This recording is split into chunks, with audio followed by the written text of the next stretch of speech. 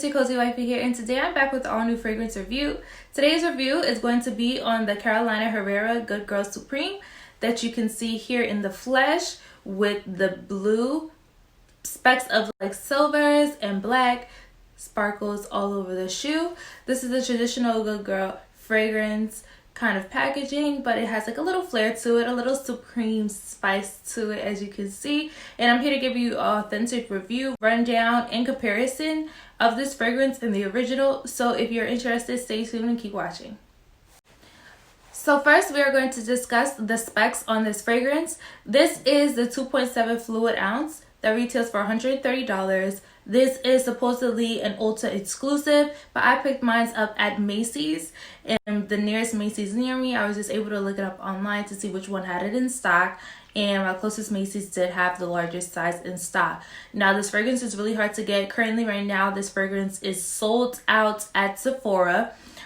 Very hard to get your hands on, so I suggest if you can get your hands on it, you guys get it now. Since the holidays, Christmas time, this fragrance has been hard to get. So again, this does retail for $130 if it is in your budget, and if you are interested, I highly recommend that you go check it out for yourself.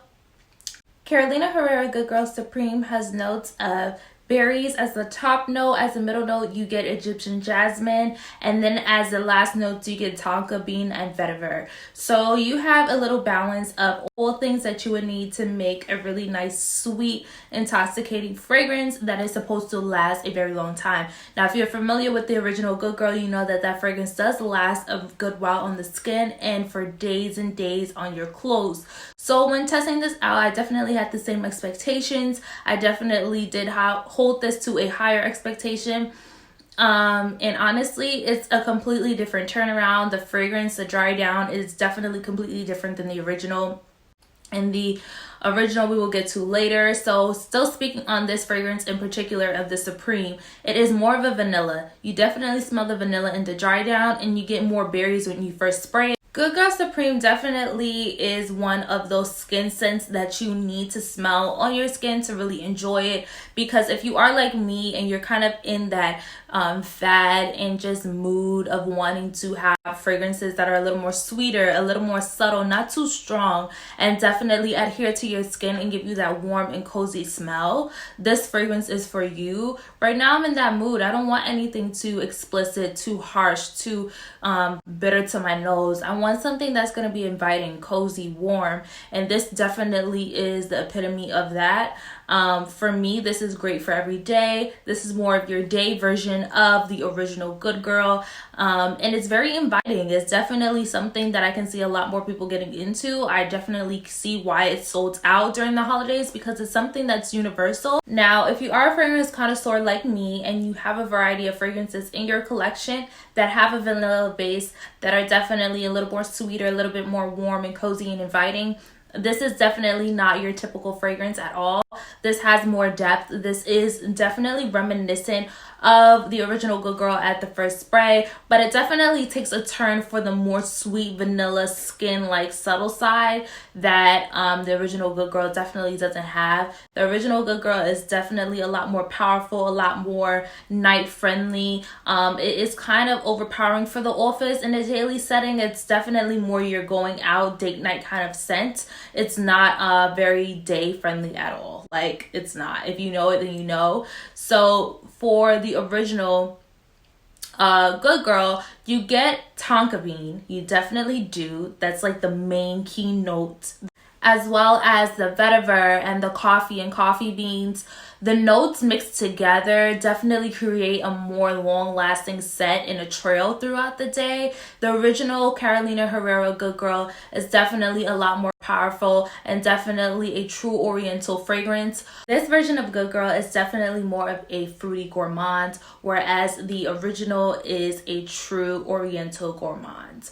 Now, if you are looking for that powerful scent that leaves a trail throughout the day, that definitely is unique and definitely identifies a powerful woman, or someone that is looking for that feminine showstopper that is unique in scent and definitely makes a statement, then you should stick with the original Good Girl. This version of Good Girl is a lot more sheer. Now, I know that the original is classified as a sheer oriental, but no, this is the epitome of sheer. This does not last as long as the original. This is more of a skin scent. You have to get very close to the skin to smell it throughout the day.